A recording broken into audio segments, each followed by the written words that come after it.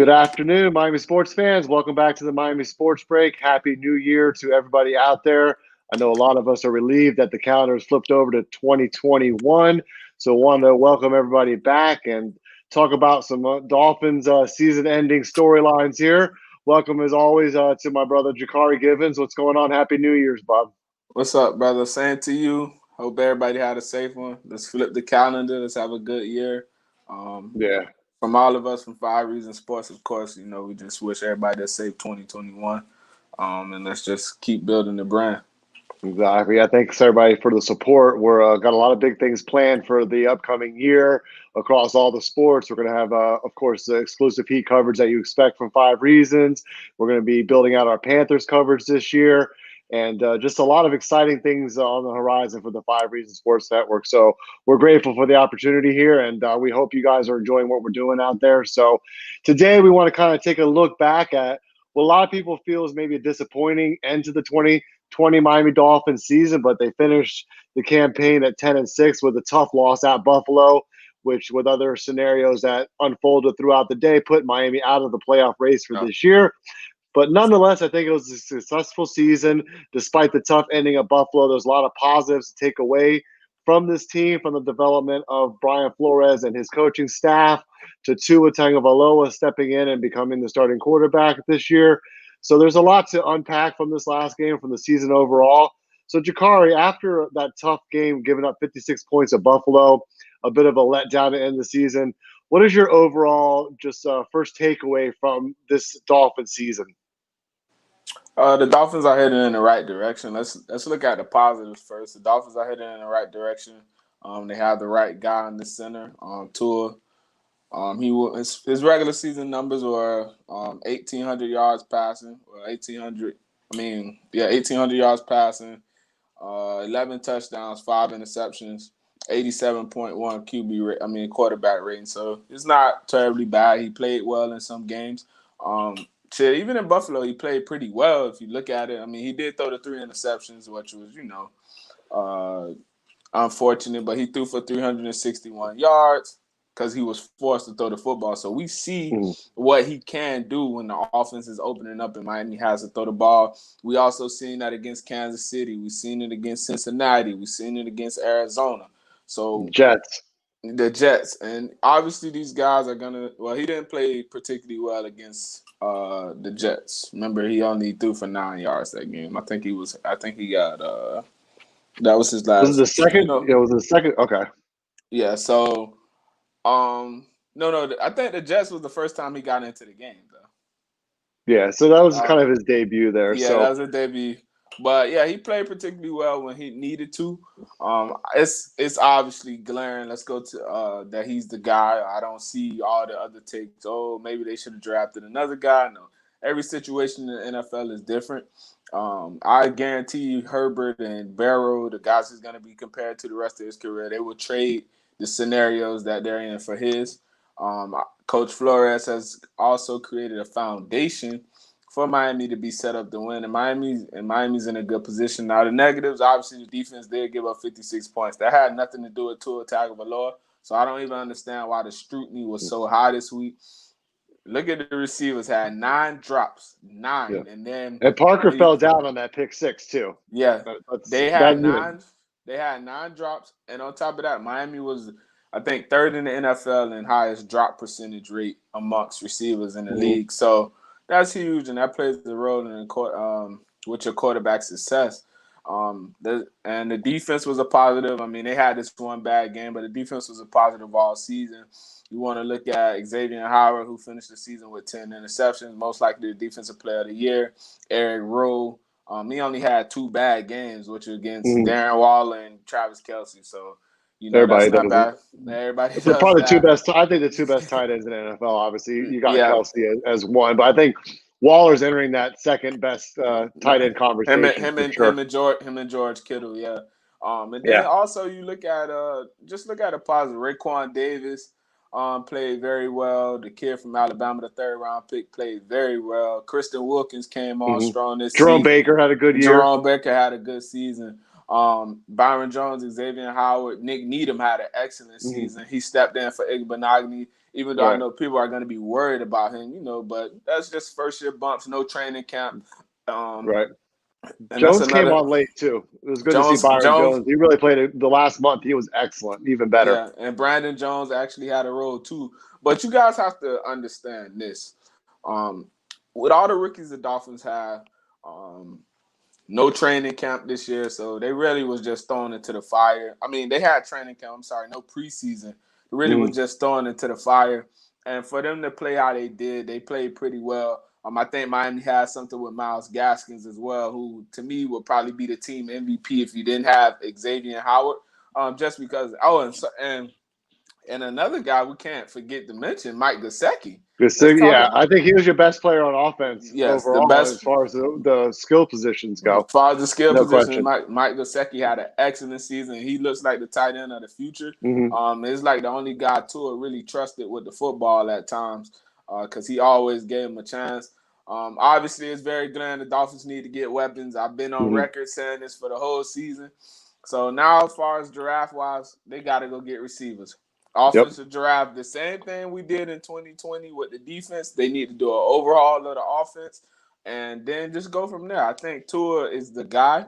I think once you get a Devontae Smith or a Jalen Waddle in there, Rondale Moore, Terrence Marshall, mention some of those guys, go out in free agency and go and get Aaron Jones from the Packers at running back, or Allen Robinson and Chris Godwin at receiver.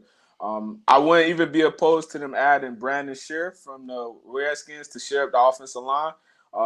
So it's just a lot of things they're gonna do. Offensively, this guy obviously they're gonna draft the running back. If not, like I said, I think Aaron Jones is the best guy they should get, just because he fits what the Dolphins need. And then the biggest thing outside of that is they have to get an offensive coordinator that fits Tua. And like I said, I threw out Ken Dorsey in our group chat. I love Dorsey.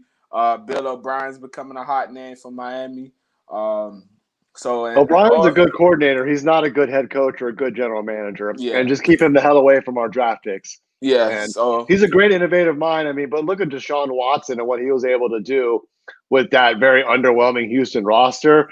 And he's a dynamic guy. And I agree with you on the Aaron Jones thing. I'm the first person to always say don't throw the bag at a free agent running back. But I think you make an exception for him. It's going to be his one big contract.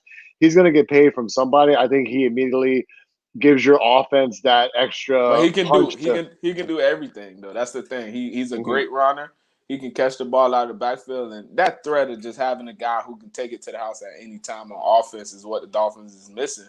So with him and Myles Gaskin, they would make a great 1-2 punch. I think Aaron Jones would be an excellent fit. I really think it's a better choice for him to do that than for Miami to do that than to draft a running back. I think Aaron Jones is the guy. So. I think drafting the receivers so they can grow it too is the thing. Obviously, if you get Devontae Smith and Jalen Waddle, the chemistry is already there, so you won't have to worry about that. But I've seen a lot of people are asking, should Miami take Penny Sewell? Do you feel like that's the best choice for them at 3? If Miami takes another top first round offensive lineman, I'm going to lose my shit, because I just think at this point the offensive line is good enough. You just invested heavily in the offensive line. Give Austin Jackson a full offseason to grow in the position. He played well at times. He has a very high upside. I don't think the offensive line was the problem. You can identify a lot of problems across the offense. And yeah, the offensive line did have some subpar performances throughout the season. But you know what? When you start 3 rookies on the offensive line, which is one of the hardest positions to transition from college to the pros, it's going to take some time for those guys to develop. So I'm not going to say the offensive line should be a top priority early in the draft. You need skill players. And if you double down on wide receivers in the first round, I wouldn't be opposed to that. It sounds crazy. But if you have Devontae Smith and Jalen Waddle and Tua in your offensive lineup, and then everybody's on friendly deals on the offensive side too, all of your dynamic players, Tua, they're all going to be on rookie contracts unless you pick up like an Aaron Jones. So you have the flexibility to kind of make that big splash on the offense And I also think you got to invest, like we always talk about, in that one-on-one pass rusher. But I just don't feel like you Hey, reach hey, for somebody at hey, the top of the draft for we, that. we had So we had our guys over there talking about Van Ginkel. I like and Van Ginkel played pretty well this season, but Miami needs that guy who can win one on one. The NFL is changing now. People can argue no, but the NFL is changing. It's going to more dynamic offenses mhm. and But- opportunistic defense. So right. getting that stop when needed or that sack when needed and stuff like that. You look at Kansas City, you see what they went out and did. They paid Frank Clark because they needed a guy to get home when it mattered. Mhm. So that's Yeah. what it matters. You have to get a Yeah. pass rusher. This is not a particularly strong draft in that, and Yeah. that, and that, and then the free agency class. The only guy I can think of, Bud Dupree. But do you really want that? No. But I think you have to get a dynamic pass rush. I think that's the missing key on Miami's defense because at times you've seen that when they weren't scheming the pressure up, they had all day to throw the football. Mhm. Yeah, maybe like another Mike linebacker or something in there as well. Yeah, Just get some competition and also somebody to challenge Bobby McCain at that free safety position too. yeah, yeah, definitely. I agree with that. And I think that the offensive needs far outweigh the defense, but the defense was put in bad position in that Buffalo game, which hats off to Buffalo. That's a team on the rise. That's a team that's the hottest team in the NFL going to the playoffs. That you saw the step that Josh Allen took in year three.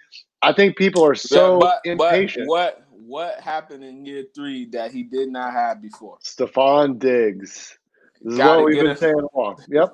got to And get a no more decent guy. running game. The Buffalo's running game isn't great, but it's at least serviceable, and the threat is there with Singletary. And he can do a lot of things out of the backfield as well, obviously out of FAU. So they have enough in the running game, and Josh Allen gives you that weapon with his feet, and he can make every throw on the field. The game obviously slowed down for him, and you get a technician like Stephon Diggs with great hands, technical route runner. He's explosive. He's pretty much checks all the boxes, and I think Devontae Smith kind of checks those same boxes. Well, Uh, Devontae Smith is this though. He's just good at everything. right, He's balanced. So you're gonna get a guy who's pretty much balanced and at everything. he's He's not not bad. slow. People think No, no, no, no, he's no, like no, no, no. He's slow. not. I mean, the He's guy's that. going to run in the 4.4s. So Devontae Smith is an all-around good receiver. Jalen Waddle is Weapon X. You can do Yeah, so many different things with him. It'll be just like Tyreek Hill, backfield guy, slot receiver. It's just a lot you can do with him. That's the only right. reason why I like it because you kind of kill two birds in one stone. Miami has been interested in Curtis Samuel. That's why they kind of went and got Malcolm Perry, Lynn Bowden. They're looking for a guy like that. And Jalen Waddle, to me, would be that guy who can fit in. Obviously, Curtis Samuel is another guy who will be a free agent this year. That'll be, a valuable piece if Miami wants to spend some money on it because I think he's explosive. Can play Yeah. the receiver, running back position. So, and I want to see them get Malcolm Perry some more touches and some more chances because he's explosive. And Bowden too. I think Bowden showed that he's got some promise. I think people are a little too kind of sentimental on guys like Devontae Parker. And I don't know I, about Preston Williams. Is he another Devontae Parker where you see I'm a flashes, he's proponent. always hurt?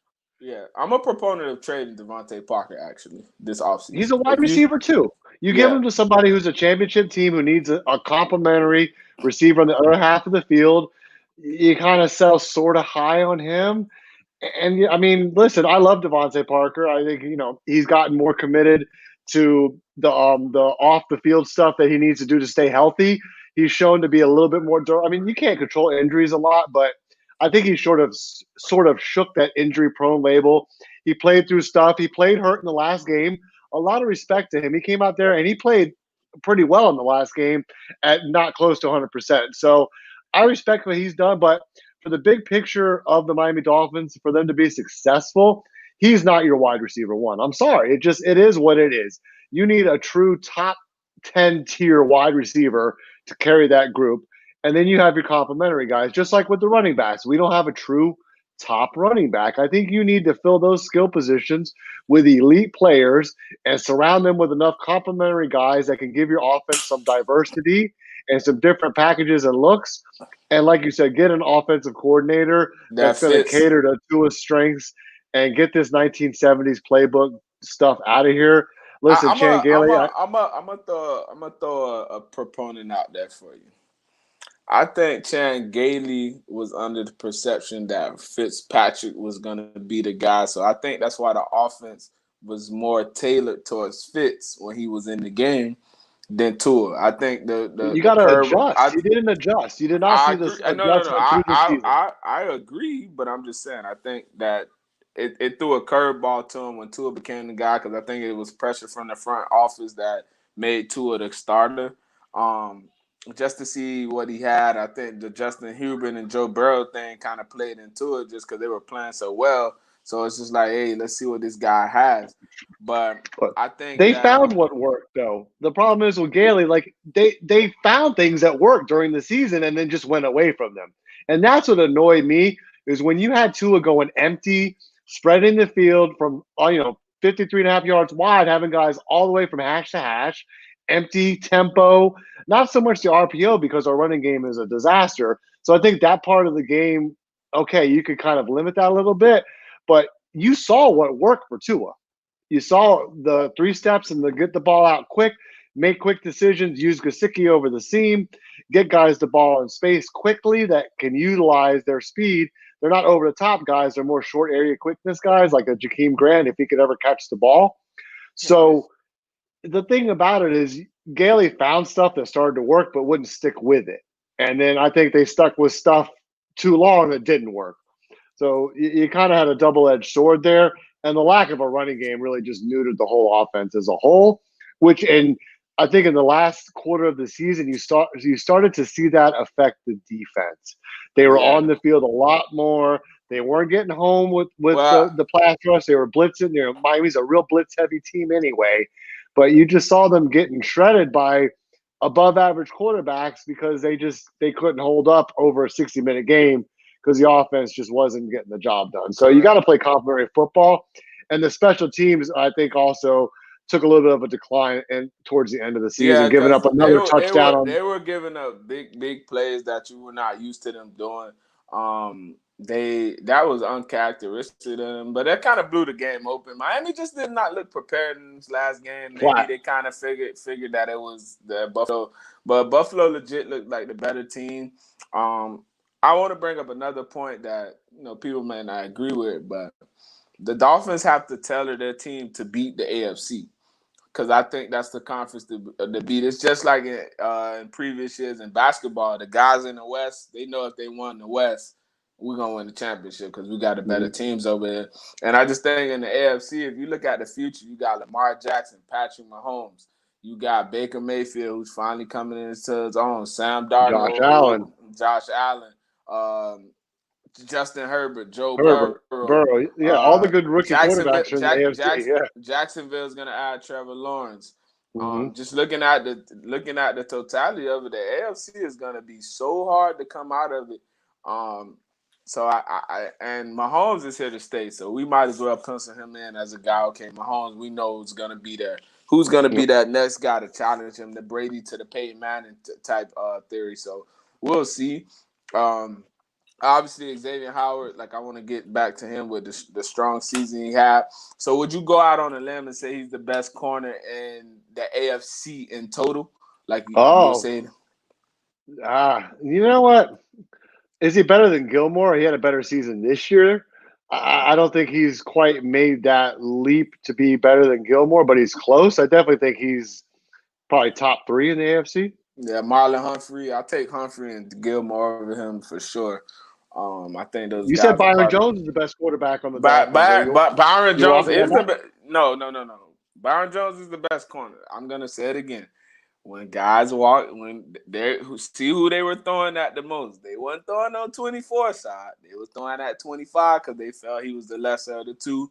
He obviously made them play, but I think Miami has a good thing going for. I do want to see what Igbenogany does in his second year after taking his lumps as a rookie. Let's just see what he do. And Miami's in a great position. I know fans have to be patient. we're gonna judge Tua next season when we get him a full 16 games, a full off season, Yeah, with no uh, surgery, like no lingering. rehab, and offensive weapons. If he sucks next year, then hey, it's obviously it's time for us to give him one more year and let's see how it goes. But other than that, I think Miami is fine. But what were your expectations going into the season? I said at the beginning of the year it was a 8 or 9 game win season. They Hmm. overachieved. And the playoffs was just a thing that I wanted them to go to the playoffs for the experience, but I think they would Yeah. have got their ass kicked in the first round. Yeah, me too. And listen, I think these people that are like, "Oh, I'm glad they missed the playoffs." Why? Listen, you want to see your team be successful. I don't want to see my team get kicked in the mouth at Buffalo, and then all the other results. I mean, Miami had like 4 different ways to make the playoffs on hey, Sunday, and none of them hit. So you know what? They hey, like they didn't really hey, care with hey, themselves, so they kind of. we waiting on we waiting It was on Indianapolis was Jacksonville was the last game. I'm like, come on, Jacksonville, and then like Pittsburgh could have tied it up at Cleveland. It was a 2 point no, conversion. but I just think them guys wanted to play. I think those guys like I knew Buffalo was gonna try to win. The 2 seed. They could wrap The up the two 2 seed set with the win. because I just don't So think they wanted to play the Ravens. I think that's a matchup they was trying to that's the avoid. hottest team Uh, besides them in the AFC is Baltimore. Won 5 straight yes. going in. And So I what's up, think Fins? One. Thanks for saying hi. so I think that was a thing. I do want to bring the Dolphins defense did finish with the #1 scoring defense in the league, so that was pretty good. Even after a Um, 56 burger. yeah. So one thing what's okay, we already went over that, but what's some guys that you would like to see Miami try to bring in? Do a interesting name that came up in the chat. Do you want to see Trent Dilfer be the offensive coordinator for the Dolphins? Just because he does have a great relationship with Tua. He's a Tua advocate actually. So what? How do you feel about that? I mean, I just don't know that much about him as a court, to really give an educated answer on that. I just want to see somebody with some innovation for Tua. And like you said, you've got your franchise quarterback. If you believe in him, you've got to put him in a position to succeed. And I agree with Mike. I'm not glad we did exceed expectations. I had Miami going 9-7 this year. I thought they'd have a decent year, so they did a little bit over expectations. But Yeah. So just back to that, I mean, obviously you need to have a change on the offensive side. You see that's the glaring weakness on this team to put them over the hump. And you got to look at the college ranks. And I think that's sort of like your development for at least to kind of give you some options to sort of maybe get an up and comer from the collegiate ranks that can maybe step into that sort of role. But I don't know. I don't know. I want either. These are my top three choices: Bill O'Brien, Ken Dorsey from Buffalo, and Trent Dilfer would be a nice if he wants to coach. He would be a good addition.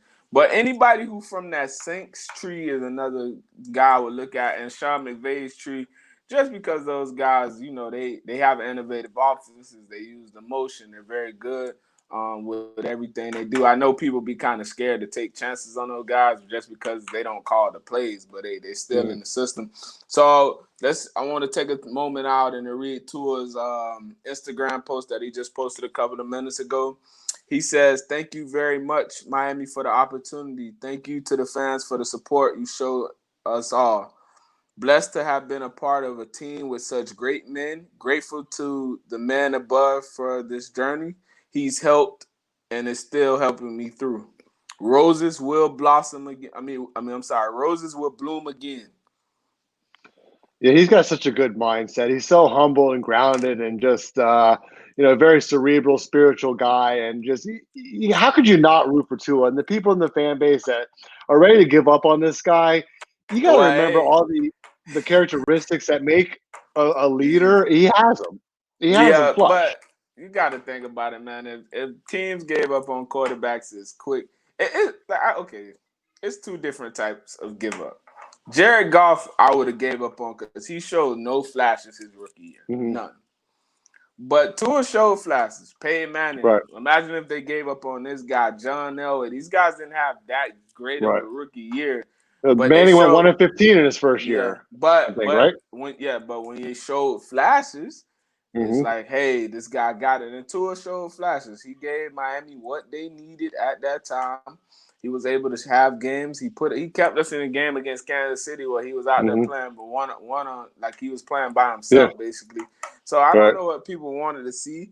Um, Mike, I do agree with you. Get a Yeah. running game, 100%. and That's yep. yes, Exactly. That's our thoughts exactly. But we need to change offensive coordinator. yeah. I'm going to stick to that. Gailey's got to go in my mind. I'm gonna be objective here though. Like I know you said no Sewell, but I wouldn't be objective to taking Penny Sewell just because, man, imagine Don't him do it at to me left tackle. again. No. Imagine him at left tackle. Yes, think about it. Him at I left need a tackle. sexy pick, damn it. I need a sexy pick in the first round. So I hold need on. somebody Are you? who can run. I agree. I need Okay. fast. Do Is he you fast? think who Sewell? Yeah, I don't want him. If he doesn't run a 4.3, I don't want him. So Basically. are you gonna take? So to me, with Tua saying what he said about Devontae Smith, Smith is obviously the guy they're gonna take at 3. I'll be damned if they don't take him. The quarterback one, and you got to get him. Mm-hmm. So I think that's the number one guy they need to go after, Smith. And like I said, double down on if Waddle is there at 18, Take him. take him. Go. Or listen, or maybe reach for one of those end of the first round guys. Get you two Well, guys. I'm gonna tell you the top 4 guys they need to target. Rondale Moore, he's an explosive guy. Rondale Moore, Terrence Marshall from LSU, Smith, Waddle. and Waddle. Those should be Everybody the top 4 guys. and everybody's saying Jamar Chase. I just think he's another Uh, Jarvis Landry in this offense. He's a possession guy. He's a he's great gonna receiver. Listen, I'm not going to say I mean, he's a very very talented receiver. I just don't think he's what Miami needs. no, Miami's if they take him, that's just I don't see it. He's not explosive enough for me. He's not bad, but he's not explosive. The most 2 explosive receivers in the draft, 3 are Rondale Moore from Purdue, Jalen Waddle. Waddle, Smith, and another guy I would not be upset to see them take is Elijah Moore. I think he's a really good kid out of Ole Miss, but I think he's a very good talent. He came on very, very strong this year. I think they have him ranked as like the number 27th prospect in the draft right now. It's a I good draft love, for receivers too. yeah. There's some depth there. So And another pick that I'm against is them taking Michael Parsons. We don't yeah, need that right now. Not in the first no. round. Now if he falls to 18, then you have to take best on Yeah, board he's too and play him talented. again. If he's Yeah. out of the top 10, then yeah. But I don't think you reach for a Najee Harris there either. I think No. you maybe try to trade back No, up and higher in the second round to get him maybe, or I trade don't down, even pick up an like I extra said, I pick, think something. the running back thing should be taken care of in free agency. Yeah, well, you're going to the draft is going to tell because they're obviously going to supplement what they do in the draft and free agency to kind of round out the roster. And I agree, you've got to go real heavy on offense. So overall, I just want to take the last couple minutes here and kind of give our final grades on the 2020 Dolphins season and overall where you see the direction of the team. I think Coach Flores, I don't think he's going to win Coach of the Year, but I definitely think he should be in Nah, the running. he's coach of the You think year so? with You that. think he's going to win it Coach even without coach making the of playoffs yes, over coach of the McDermott? year. Yes, coach of the year without question. Uh did it with I the don't know. least part. No, he did it. He's been the coach of the year. I don't He's got my vote. McDermott is whatever. Like, okay, Buffalo was good last year. They added more talent to the team they already had. Nah, man. Flores is a runaway coach of the year, just like All right. Xavier Howard, the runaway defensive player of the year. It's That'd be a not nice even close. consolation to get some It's not. hardware for those Yeah, two guys, it's for not even sure. close. And if they don't get it, it's a travesty. Those two have been they at their positions. Coach Flores, what he dealt with the whole season, starting 0-3, having the guts to make a quarterback change, having the guts to pull a kid out in a crucial game. Like he did everything that you needed to do to be the coach of the year. Obviously didn't make the playoffs because it was just a bad shape for them. All the teams that they needed to play were playing the worst teams in the NFL at that time. Yeah, but you can't scoreboard watch. They could have just taken care of business and got in, but Yeah. I don't worry about that. I don't like depending on other teams to hold So my so what destiny. what grade do you have for the Miami Dolphins season overall? I give them an A minus. Honestly, I think they won in spite of a lot of things. They won a lot of close competitive games. You love the heart that they showed in the Raiders game, obviously with Fitzpatrick coming in there. You love the fight of the team every week. Other than kind of I think the last game where they came out flat, they were really a disciplined team, a smart, well coached team. They've started to forge an identity, at least as a defensive minded team, in the Well, influence of their head coach. you have a defensive minded head coach, so Yeah. that's gonna always So help. right now they're good. I mean, they've got a lot of work to do, particularly on offense. But the fact that they were 10-6 in this type of situation with COVID and everything else that they've had to deal with, and to finish 10-6 is a huge win. So I'm going to give them an A minus for the season overall. What do you think, Jock? I'm gonna give them a B, a low B, just because Wow. yes, a low B, just because they missed out on the opportunity to make the playoffs, and they laid an egg in the bed, but they also laid an egg against the Denver Broncos, which they It played happens. terrible. The 0-3 start was pretty terrible, and they shouldn't have started 0-3. Like beating New England, like that should have been number one. But the reason why I say B is just because the failed adjustments on offense, Yep. especially when they made the changes. It was never no rhythm for Tua. They never did anything. We did like they don't even move the pocket for the guy. Like all his was he's a shotgun slash get him moving pocket. He's Hmm. an accurate throw on the run. It was just the failed adjustments on offense, and then it was the failed adjustments on defense down the stretch. Once team got wind of that zero pressure look, teams were shredding the Dolphins late Hmm. on in the season. A lot of big Uh, plays in the a secondary lot of giving up big too, plays, missed and then tackles, it's stuff like that. yeah. Yeah. Overall, it was a great season, but the B is because of the failed adjustments. The team play went down each game. Every game it went down. Like we played okay. When they went on that winning streak, it was high. But after that Denver game, the games were up and down. Like every Mhm. game was up Yeah. and down. And it was some games that they should have really blew teams out, but they didn't do what they had to do. But overall, the 10-win season is great. But I think Miami has a chance to be probably the best team in that division next season if they do everything correct. I think Buffalo. I'm not really a big believer in Josh Allen like that. Um, that's just my opinion, but I do think that the Dolphins are in a good position. They have everything they need to go forward. They just have to make the right decisions. Do not get sexy with a offensive coordinator hire. Hire the right guy who's gonna Yep. make his offense about Tua Tagovailoa. And after that, then it's the ball's running. I mean, like I said, the offense needs an overhaul, and the defense needs to add some key pieces: a pass rusher, a deep middle safety, because that'll allow you to move Bobby McCain back to his natural position as a nickel Mhm. The back, and you slot. can do Yep. so much more there. And I wouldn't even be opposed to them adding another linebacker. Um, to go along with Jerome Baker, they need that. They really do. Mhm. So I just think that, and then the offensive line, I think they should add something there. Not maybe in a draft, maybe a late round guy, but definitely in Yeah. free Some depth. agency. Yeah. Yeah, definitely in free agency because I feel like you're gonna have to replace the center Jaccare. So I would love to see Creed Humphrey from Oklahoma Hmm. as the center next season for the He's Dolphins, around that left-handed. third round grade too. As somebody you could pick Yeah, up in the, I think the third round. yeah, So second, third round. He was a first round grade, but he a yeah, left he's hand. dropped a little bit. He is a left-handed center, so he's gonna automatically drop because it's no Yeah. left-handed centers in the NFL. But you have a left-handed quarterback, makes sense to me. Nah, you never know. So stranger things have happened. But want to thank everybody for catching up with the Miami Sports Break today. We're going to be back on Thursday around the same time.